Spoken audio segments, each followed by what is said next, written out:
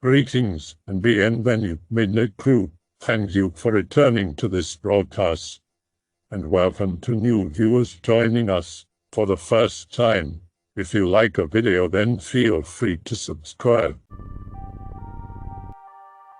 Worked a big office in London as a general CCTV watcher and security personnel in the evening. This was a good view years back in the 1990s, probably about 1993. The building worked in a keycard system and was open to employees late at night, as they did correspondence with other businesses in other time zones. Sitting about watching the CCTV one night. CCTV flicks on and off a lot. It was due to be fixed in a week or so, as it had been playing up for a month. See someone walking about the fourth floor offices. Think nothing of it. Probably a dude working late. About 11 p.m. There's another dude working the CCTV sitting next to me. We are mostly talking dumb shit. About 2 a.m. Other dude says, "What the F?" out of nowhere. CCTV cameras flicker off, then go down. I am like, what? He says he saw someone running down the fourth floor office and someone running down the sixth floor offices at the same time before CCTV died. Kinda weird. CCTV off so I cannot check. Go to check it out on my own, because the other dude is kinda spooked, and one of us needed to stay if the CCTV comes back on, and record in the time it went down and comes back up for our supervisor to see. Get to the fourth floor, turn all the lights on. All the cubicle walls are overturned, lying on desks. Someone's shirt and shoes are lying on the floor. Think it is a prank or some employee is high. Hear loud crashing from the floor above. Check. The fifth floor is fine. Check the sixth floor, same as the fourth floor, minus the shirt and shoes. Everything looks trashed. Go back to the CCTV room. CCTV back up. The other dude has not seen anyone on any floor. Fire doors have not been opened. Top windows have not been opened. No one leaves the building. Reported to supervisor. Buglery inquiry. But no doors or windows were opened except the ones me and the other dude on shift did. Shirt and shoes never accounted for. What? I live in a very small town where everyone knows everyone, and every small town is complete with a friendly hobo, whom everyone knows he does not cause problems, does not beg or anything, and he is nice to everyone and everyone is nice to him. He is always at McDonald's and teens will sometimes gather around and listen to his stories. I never got a weird vibe off him or like he was up to something. Anyways, when there is someone new in town, everyone notices. But the other guy I could tell was a drifter. And drifters are very uncommon in our town because the town is not really near anything. Also, apparently the town has a one hobo limit because the cops left the one guy alone, but anyone else would be stopped, questioned, and told no camping in the city limits. Who was not associated with a hobo at all? I would mainly see him sitting on the park bench that is in the middle of town. And like I said, after I saw him that day, I never saw him again. And at the time I was out and about frequently in that town. I still wonder to this day what the fuck happened. Is that kid all right? Is it my fault? Was I being judgmental and just taking things out of context? I do not know, I just had a really bad gut feeling about that guy. Working night security at a fairly large art history museum. Bit of a geography lesson to begin. The museum is divided into 3 floors. A ground floor for featured exhibitions, a second floor for permanent installations, and a basement floor for storage and staff offices. The first and second floor connected via a giant marble staircase. The first floor and basement are connected with a narrow doorway staircase that is usually blocked with an iron folding gate like the ones on old elevators, so patrons do not wander down there. The security office is on the first floor, sitting in there late one night, watching the cameras while Game of Thrones plays on laptop. See a shadow move on one of the cameras near the grand staircase. Looks like something small is moving around quite quickly in there. We have a bat problem, so I do not think much of it. Watch for a while, see if it comes back. Hear a click outside the office. Hear creaking and groaning echoing down the hall. Check cameras. The gate to the basement was closed before, now it is open. This ain't no bat. Grab the flashlight, flick the safety off my pistol. Head towards the gate. Do not see anything of note besides the open gate. Shine light downstairs. Who is there? As soon as I say that, my flashlight dies. Cannot see shit, but I can hear something moving around near the bottom of the stairs. Draw a pistol, try to act tough even though I am tactically panicking. Step out where I can see you, slowly, with your hands over your head. See a dark shadow come around the corner. Swear I saw, very dimly in the dark, a white face, unhinged, gaping jaw, blank white eyes, suspended several feet above the ground at the head of this amorphous shadow, coming up the stairs towards me at a running pace. I pull the trigger. I hear the hammer fall, but nothing happens. Scramble to shut the gate, get it closed and locked just as the thing reaches the top of the stairs. Get out of there. Hear it rattling on the gate and wheezing angrily. Go back to the security office, lock and barricade the door, shutter the window, eject cartridge that I assumed misfired. Looking at it though, I see nothing wrong with it. Stand with a gun trained at the door, looking over my shoulder at the camera monitors. That fucking face is hanging out on the gate camera, just barely in view, staring directly at the camera. After about an hour, it vanishes. Do not relax. Keep checking other cameras. Shift eventually ends. Go home. Usually I pass out the second I get home, but I just stay up watching movies and drinking. Pistol on condition 0 on the coffee table. I eventually fell asleep around 10 in the morning, still in my uniform. The next night, I went back to review the security footage. The 10 to 15 minutes surrounding the gate incident have been erased. Camera cuts ahead too after my return to the office, showing a consistently closed gate throughout the night. I'm gonna die one of these nights, aren't I? Okay, this happened back when I was a kid. My father was a lawyer and had a small office in a small building. There were a lot of offices on both floors, and it had 2 exits on the upper and lower floor. The upper one had a big nice staircase, but inside there was another staircase, a bit run down, to access the second floor from the first, and it was kind of in the corner. It was pretty late at night, say 11 p.m., and all of the other offices were closed. My father was just wrapping things up in his office, and he told me I could go wander around the place. Both entrances were locked with the heavy metal gate you pull down. The one on the lower floor had a door in it, but it was also closed. Mostly all the lights were off on the first floor, so I grabbed a flashlight from my dad's office and went to explore. There was nothing on the second floor, but I heard someone giggling on the first. My kid mind thought it was just another kid whose parent was also working late, so I went to find them because I was bored. And I did find someone, a girl who seemed younger than me. She was wearing a dress with some dirt on it, but I did not really care about that. I do not remember the exact interaction, but I basically asked her to play, and we did. After a while, my father called for me from the upper floor, saying that it was time to go. So I went upstairs through that spooky staircase I talked about earlier, and nothing went wrong, surprisingly. My dad closed the door to his office, and we went together to the exit on the first floor. The girl was no longer there, and I was pretty confused. My dad opened the door, we stepped outside, and he locked it again. So I asked my dad about the girl, and he had this really confused look. He told me there was no one else other than us in the building and there could not possibly be a girl. He said he had only heard my voice laughing back when I was playing downstairs.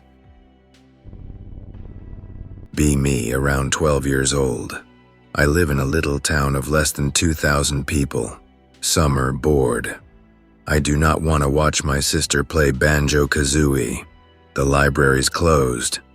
I decided to take my bike and explore. Find a big field with crumbling little buildings on the northwest side of town. Surrounded by cheap little houses. Never really paid much attention to the little L-shaped building. Check it out. Concession stand with broken old popcorn machine, hot dog roller, weathered spools of tickets, boxes of paper cups. Tiny room off to one side, sharing a roof with the rest of the building but otherwise unconnected. Old projector, huge wooden table that takes up almost the entire room, a few reels of film. Mouse crap everywhere, but this is clearly an old drive-in theater and it is amazing. Why is so much of the stuff intact when there are people living 20 feet away? Take one of the film reels home, along with various other junk a kid thinks is cool.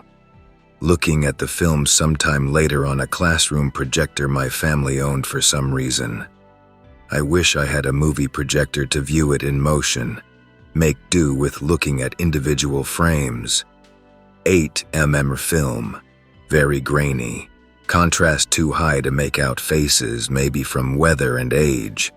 Clearly not a Hollywood movie, possibly Italian or home video. Scenes seem to be of guys dressed in regular clothes, pulling people into frame, holding them down and beheading them with what looks like some kind of big axe. Realize that a horror movie probably would not go on for this long, killing this many people in the same way, in a single shot from a single camera. Feel disturbed, put the film away and try not to think about it. I never did figure out whether the film was real or not, or why it would be in a drive-in theater. I can only assume that it was either a snuff film that someone was watching after the theater had closed, or one of those less than spectacular Italian horror films from the 60s. Be staying in an old abandoned house for a couple nights with friends. We all slept on the bottom floor in the living room because something seemed off about the top floor at night. On the third night, I smell something rotting, but I ignore it. An hour or so later, I smell it again, but this time, friend 1 and 2 do too. Not even a minute later, friend 3 starts growling and clawing at the floor in his sleep. Wake him up, does not realise what he was doing. Must be a coincidence.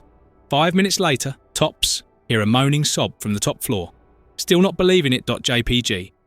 Me and friend 2 sitting next to the kitchen door see something huddled in the pantry. It is gone as soon as we both say we saw it. Still do not want to go yet because Ma rationalising and it is cold outside. Hear moaning sob again, this time from the kitchen. At this point, friend 1 is desperate to leave and says they are after him. Not leaving without my jacket, it is cold outside. Jacket is upstairs, I go get it. I get upstairs and the sudden feeling of dread and rotting smell gets stronger. Air gets heavy and it feels like I am wearing a bag full of textbooks. Nope.jpg. We book it. The smell followed us the whole night. Found out later that friends knew it was haunted and tried to communicate with the spooper dupes before I joined them. Strange things had been happening ever since. Never went back, have experienced paranormal things somewhat regularly ever since. Only one truly weird thing has ever happened to me. You'll notice that a lot of the stories happen to people just before, during, or after they've gone to bed. So it's not hard to figure out what's going on there. You'll also hear a lot of stories of paranormal phenomena where people are already scared or on drugs or otherwise not in normal state of mind. Or they were little kids and left home alone or some other shit that adds an element of doubt to it. There's none of that in my story. I was in my mid-20s. It was the middle of the day. I was at my mom's house with my girlfriend picking something up. I lived in that house until I was 18. I know every inch of that place. And sure, there were things about it that creeped me out when I was a kid, but not anymore. My mom had recently divorced my dad and was living in the house by herself. To help save money, she kept all of the doors to the upstairs rooms closed at all times. I was coming down the stairs that day, and I was maybe only on the 3rd step down. My girlfriend was right behind me. And really what happened is pretty straightforward. We both heard one of the bedroom doors upstairs close. I wasn't even afraid at first. It seemed so absurd. I knew no one else was home. I had just seen that all of the doors were already closed. I decided to search the house just to be sure. Of course, there was no one there. I'm absolutely certain it was the sound of one of those doors closing. Not quite slamming, but closing firmly. I know exactly what those doors closing sounds like. But I have no idea what could have caused that noise. The story never really scares anybody when I tell them, and that's okay. But it's true and I can't explain it. Be about a year ago. Be at boarding school. We were supposed to go to some weird talk music shit. When there, we decide we do not want to go there because it seems too boring. A teacher suggests we drive out to some haunted places he knows of. We decided to go to one very creepy location, some big abandoned farmhouse. On the way there, me and one of my friends began to feel weird. We tell it to the teacher and he informs us that we are really close. We park outside and the teacher tells some folklore about the place. After he is done telling the story of how some rich landowner claimed in front of some maidens that he was fighting the devil, and then his eyes popped out of his head and he died. We went into the driveway. We stand there, and suddenly several of us begin to freeze, then sweat. Suddenly I hear a child's laugh. Nope. Look around me, and two friends are sitting at the ground feeling sick. One claims he has a bad headache, the other suddenly just has to vomit. They claimed they saw a little child in one of the bushes and got sick. I look towards one of the windows and see some tall black figure standing there. Suddenly I feel dizzy, so I sit down, lay down on the stones, and then I get one of the most creepy feelings I have ever had. Everything goes silent, and I just feel like murdering everyone there, but I cannot move at the same time. Finally, I get up, and the feeling disappears. The other tells me they tried to come in contact with me, but I did not respond. The others gets too freaked out and leaves. I decided to stay a little longer. Suddenly, I hear shuffling in the stones, like someone is running fast towards me. I hear a creepy sound I still cannot identify, and get pushed down to the ground hard. Get up and run towards the car as fast as my legs will allow me. I still want to go back to that place to this day, but it has been bought and sealed off from the public. I've had a lot of weird shit happen to me. The weirdest things aren't usually the ones that freak me out the most, but I'll share a few of them that melted my mind. Be around 4 years ago, living in an apartment with 3 other friends. One friend gets pissed off because he has a little baby and has to work in the morning, and another friend is playing Halo 3 too loud, although his TV's volume was on 4 and I could barely hear it in the same room. Crybaby leaves and sleeps at his parents' house after raging. Us 3 remaining go upstairs while friend is AFK in the game so we can see how loud it really is up there. Crybaby lived in the loft right upstairs, so there were no doors or anything. We figured maybe it echoed, up there for maybe 10 minutes. 2 friends were sitting against a little half-wall type thing that hid the stairs. I was sitting on the crybaby's bed, facing them and the stairs. Start talking and shit, forget about Halo. The game ends, the lobby closes, and downstairs is quiet. Out of nowhere, we hear the door stop behind our front door, which is directly in front of the stairs spring, like someone had flicked it. We all think the crybaby came back and we look down there and nobody is there. We searched the entire house, closets and everything. Nobody came in and the door is still locked. Flick the doorstop and it is stiff. There is no way a mouse or something made this happen. I could barely make it spring as much as it did when we first heard it. Start freaking out now, go back upstairs to the loft, where we heard cupboards in the kitchen, open and shut by themselves a few times. My other roommate's laptop turned on, then off by itself in the next room, and crazy shit like that for the next 20 minutes or so, before it all stopped. I had a lot of experiences in that apartment, and so did the people who lived below us. We were the only 2 rooms in the building. B15. Parents caught me smoking. Grounded for the rest of the summer, pissed off and desperately want to do something cool. Decide just to go on a walk. You see, there is this one spot in the woods near my neighborhood that I like to go to. It was next to the main road and had a little parking spot so that you could bring your dogs and shit and go for walks in the woods. I used to sit there and watch the cars go by.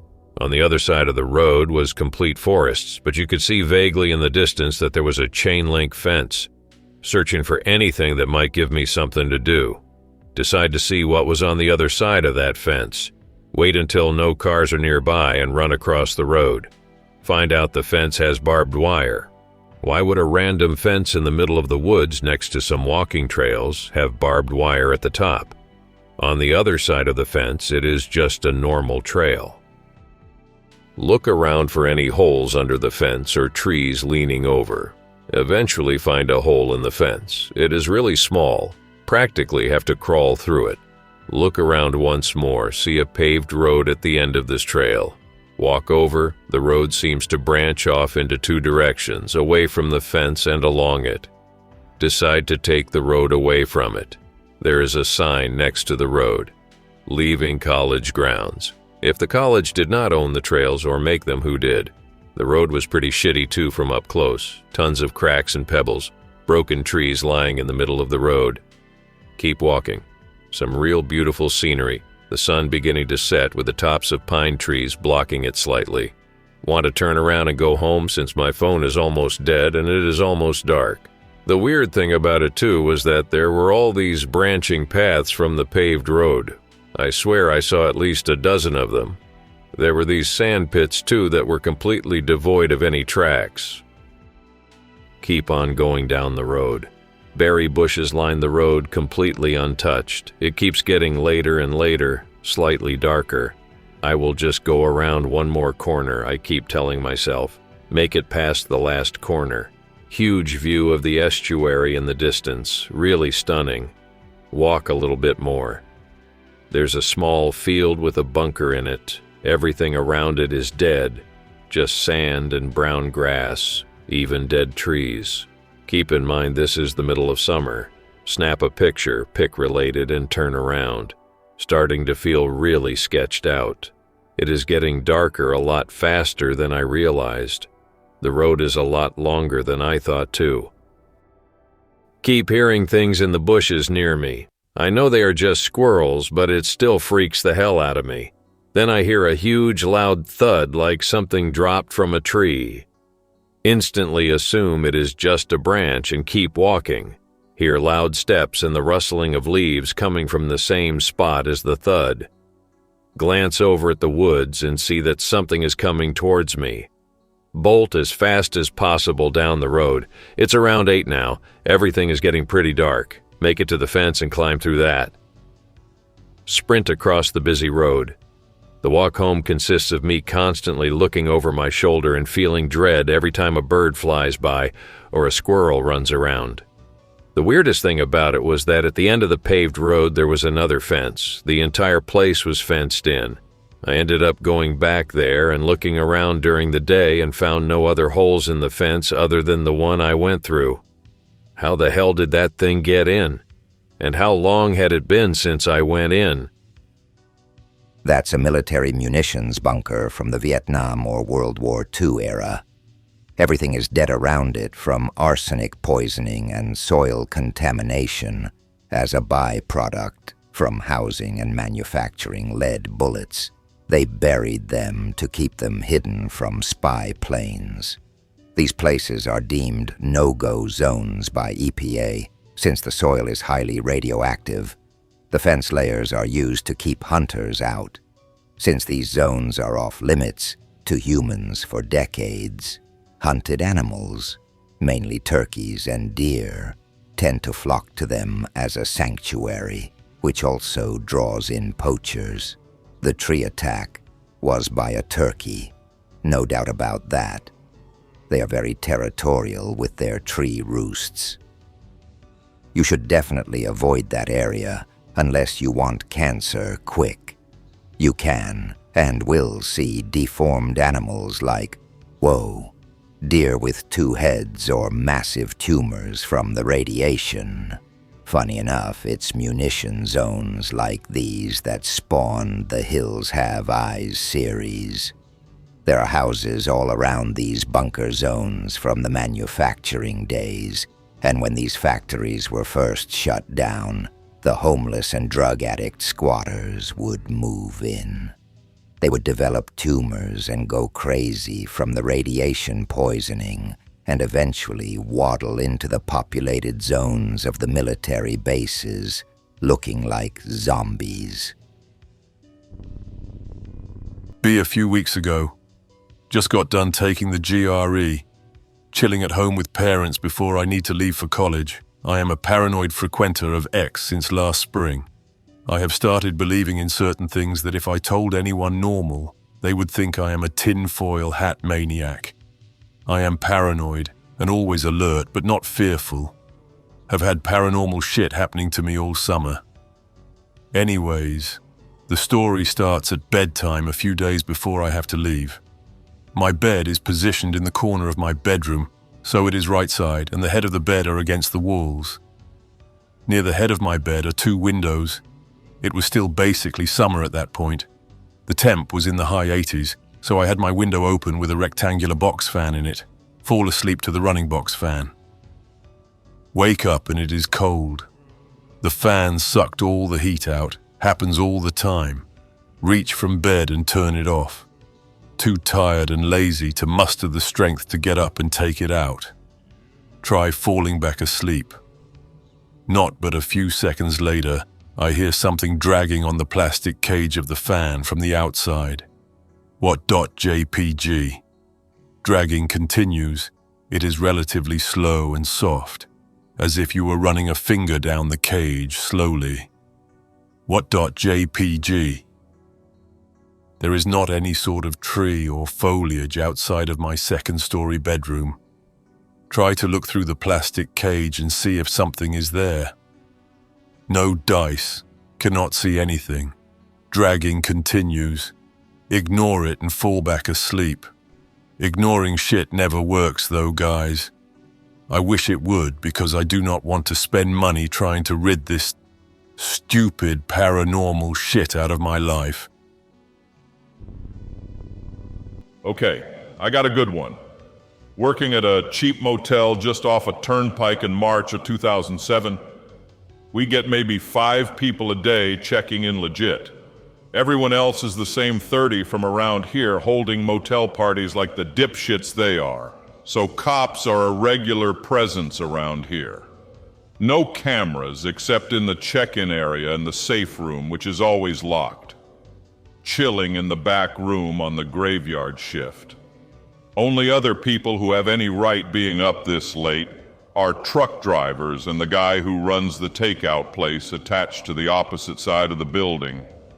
Almost exactly as the clock hits 3 a.m., this really skinny guy stumbles in and half crawls up to the desk. Definitely on some kind of opiate, cannot really guess which, but goddamn this guy is high. Spend 10 minutes trying to figure out what he wants. Eventually realize he is trying to tell me something happened in the room he was staying in, but he is slurring too much for me to catch what it is. Go to the takeout place, get guy behind the counter to come with me so I do not get jumped by a bunch of zombies. He grabs the gun from under the register. Druggie number 1 stumbles back to his motel room, struggles to open the door. Inside reeks of junky, empty pizza boxes and needles everywhere. Druggies 2 and 3 are on the bed. 2 is passed out.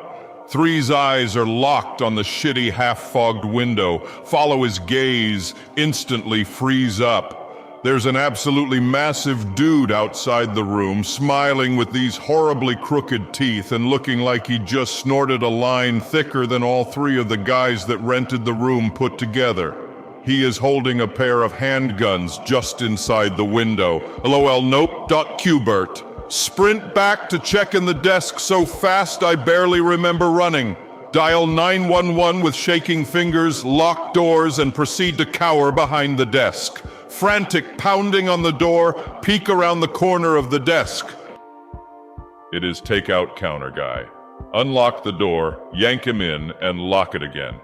He is paler than the druggies were. Stutters out that the guy is gone. I sigh in relief and go to sit at desk again. Takeout guy pulls me back under the desk. Anon, he did not leave, he got taken.